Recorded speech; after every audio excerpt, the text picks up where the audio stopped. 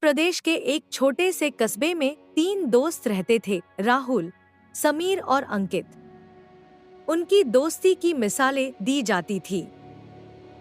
राहुल साहसी था, समीर डरपोक पर बातों का धनी और अंकित हमेशा संतुलन बनाए रखता। गांव के बाहर एक पुरानी बड़ के पेड़ के पीछे एक टूटी फूटी हवेली थी। लोग कहते थे कि वह वीरान है, पर रात को वहां से अजीब आवाजें आती, कभी हंसी, कभी चीखें और कभी जंजीरों की झंकार। बुजुर्ग बताते थे कि यह हवेली कभी ठाकुर साहब की थी।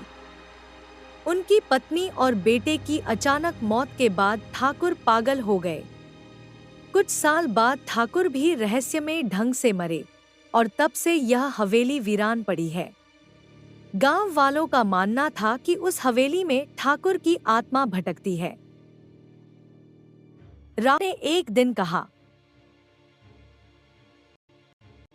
अरे ये सब बकवास है, कोई भूत प्रेत नहीं होते। अगर तुम दोनों में हिम्मत है तो आज रात हवेली चलकर देखते हैं।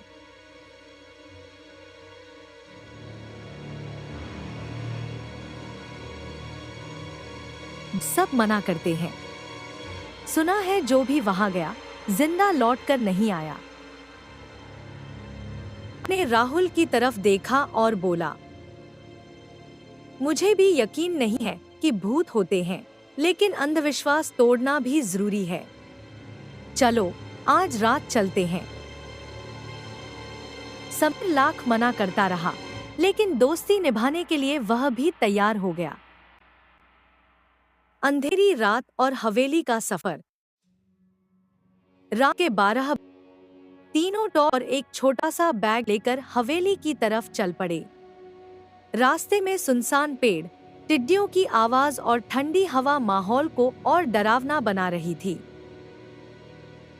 जैसे ही वे हवेली के पास पहुंचे, दरवाजा अपने आप चरर की आवाज के साथ खुल गया। समीर कांपते हुए बोला, ये दरवाजा अपने आप कैसे खुल गया? राहुल हंसकर बोला, हवा से होगा, डर मत। वे हवेली के अंदर पहुंचे। अंदर चारों तरफ धूल, मकड़ी के जाले और टूटी हुई खिड़कियां थी। दीवारों पर पुरानी पेंटिंग्स टंगी थी, जिनकी आंखें मानो उन्हें घूर रही हों।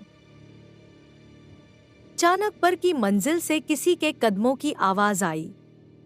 ठक ठक ठक। समीर चिल्लाया, मैंने कहा था ना, चलो यहां से। लेकिन राहुल और अंकित ने हिम्मत करके ऊपर जाने का फैसला किया। हवेली का रहस्य। सीढ़ियां चढ़ते ही उन्होंने देखा कि एक बड़ा कमरा था, जिसके बीचों बीच पुराना झूमर लटक रहा था। वहां धूल से ढकी एक डायरी रखी थी। राहुल ने डायरी खोली और पढ़ना शुरू किया। उसमें ठाकुर की लिखावट थी, मेरी पत्नी और बेटे को गांव वालों ने मार डाला। वे सब षड्यंत्रकारी थे।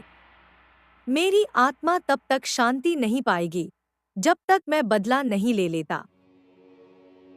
अचानक तेज हवा चली और झूमर जोर से हिलने लगा। टॉर्च बंद हो गई। कमरे के कोने से एक काली परछाई निकलकर धीरे धीरे उनकी ओर बढ़ने लगी। समीर जमीन पर बैठ गया और रोते हुए बोला, हमें माफ कर दो, हमें छोड़ दो। अंकित ने हिम्मत जुटाकर कहा, अगर आप सच में ठाकुर हैं तो हमें सच्चाई बताइए, हम आपकी मदद करना चाहते हैं। पूरी हवेली हिलने लगी और कमरे में ठंडी हवा का तूफान सा आ गया। परछाई साफ होकर एक बूढ़े आदमी में बदल गई। वह ठाकुर की आत्मा थी। ठाकुर की आत्मा गरजती आवाज में बोली, गांव वालों ने मेरे परिवार को जला डाला, मुझे भी जहर देकर मार दिया। मेरी आत्मा तब से भटक रही है। कोई मेरा सच जानना नहीं चाहता था। अंकित ने धीरे से कहा, ठाकुर साहब, अब समय बदल चुका है। अगर आप हमें सच बताएंगे तो हम गांव में सबको बता देंगे। आपकी आत्मा को शांति मिल जाएगी। ठाकुर कुछ देर चुप रहे। फिर उन्होंने तीनों दोस्तों को हवेली के तहखाने में ले जाकर अपने परिवार की हड्डियां दिखाईं। सच का पर्दाफाश। अगले दिन सुबह तीनों दोस्तों ने गांव के लोगों को इकट्ठा किया और सबूतों के साथ ठाकुर की असली कहानी बताई। धीरे धीरे गांव वाले मान गए कि उन्होंने ही लालच में ठाकुर के परिवार को खत्म किया था। गांव वालों ने हवेली में हवन और पूजा करवाई। जैसे ही मंत्रोच्चार हुआ, ठाकुर की आत्मा ने तीनों दोस्तों की ओर देखकर मुस्कुराया और बोली, तुम तीनों ने मुझे मुक्ति दिलाई। अब मैं शांति से जा सकता हूँ। यह कहकर ठाकुर की आत्मा धीरे धीरे धुएं में बदल गई और आसमान में विलीन हो गई। अंत।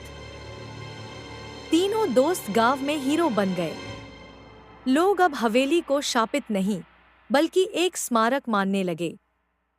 समीर भी, जो सबसे डरपोक था, इस घटना के बाद बहादुर बन गया। राहुल बोला,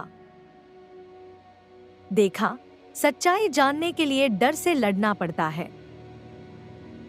अंकित मुस्कुराया, और दोस्ती अगर साथ हो तो कोई डर बड़ा नहीं होता।